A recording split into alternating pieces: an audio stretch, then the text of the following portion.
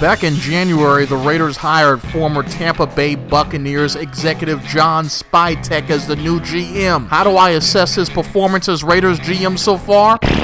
Obviously not good. Let me quickly read Google's summary of his actions as Raiders GM so far. John Spytek has been described as, quote, intelligently aggressive in his approach to making personnel changes to improve the team, including significant off-season moves like the trade for quarterback Geno Smith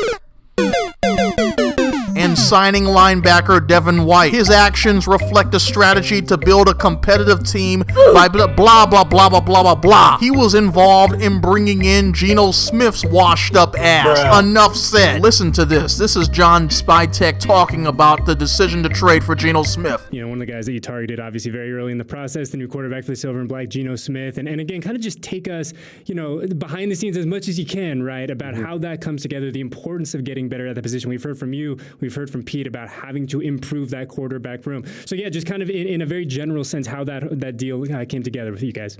Well, really, like, you know, at the opening press conference, I feel like Coach and I kind of hammered home we were going to leave no stone, no rock unturned at really any position, but critically the quarterback position. And so, you know, we were trying to be involved in any possible player movement that there was out there at the quarterback position. And, you know, obviously there's a familiarity with Coach and with Geno from Seattle, and really Geno played his best football for Coach there. And, you know, when you've watched Geno through the years, he can throw the football with the best of any of them, honestly. I mean, you watch some of the throws he makes over and over again, downfield, you know, short, you know, intermediate. The touch is there, the arm strength is there.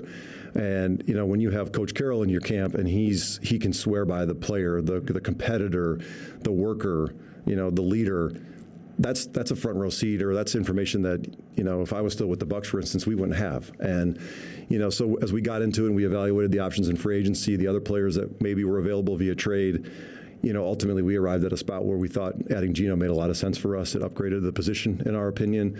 You know, the compensation from a draft capital standpoint wasn't so costly. I mean, I love my picks more than anybody, and I got to remind Coach Carroll how much I love picks. But listen, we used the late third round pick to hopefully have our starting quarterback here for years to come, and it was just too good of an opportunity to pass up. So super excited that Geno's here, and, you know, can't wait to see what he can give to our offense.